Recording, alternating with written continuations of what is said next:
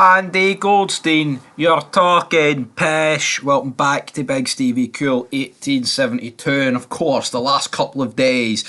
More on the Celtic side of things has brought out Talksport, the English media, saying, what's the point of Celtic being in the Champions League? We heard that for Jamie O'Hara. Make sure you check out Folk Football. I talked about that. Don't worry, I bash Celtic a lot, but I still defended them to a degree of, well, if you win the league and the coefficient means you get in, then you should be able to get in. What's the excuses? You can't blame a team for winning the league and getting in.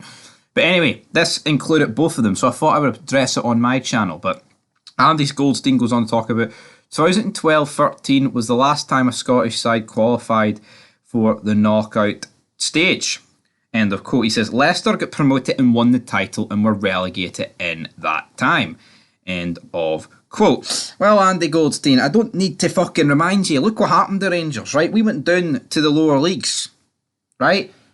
And I think it's very unfair to include Rangers in that. Now, what I would say is, I mean, as much as it's unfair, because Celtic, they have literally won, 11 out of the last 12 league titles, right?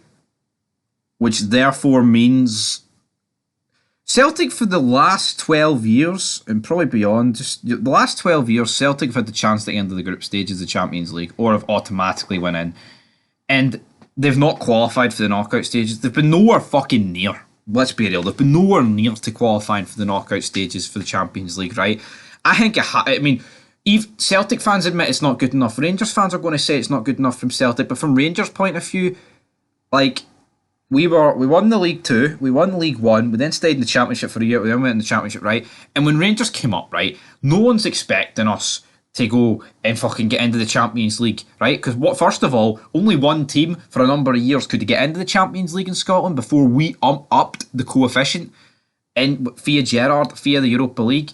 And, we have had 3 chances to get in to the Champions League since it was allowed, since the finishing second did. So the first time, of course, we finished, it wasn't even second, was it? No, it was second because Ange got knocked out, but we won the league, right? Then we got knocked out by Malmo. That wasn't good enough. I'll totally accept that. Second time, we beat Union Saint-Gilloise, we beat PSV, we advanced.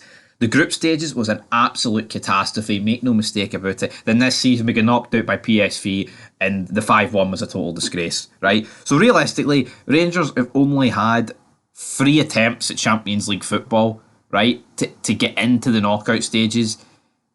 Twice we didn't even get to the group stages, and the one time we did get to the group stage, it was an absolute catastrophe, right? But Rangers have been so much better than Celtic, but, Talksport, they're only going to focus on the Champions League, right?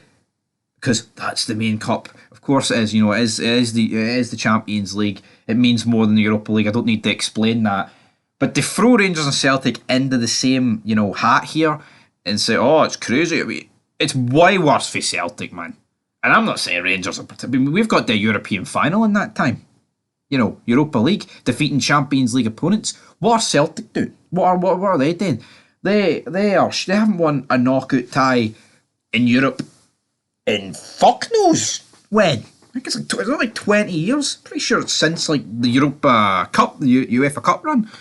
So Andy Goldstein needs to reel this in, man. But anyway, guys, leave your thoughts down below. That is it here for Big Stevie Cool 1872. Make sure you check out the Scottish Cup final, which was earlier on EA Sports FC.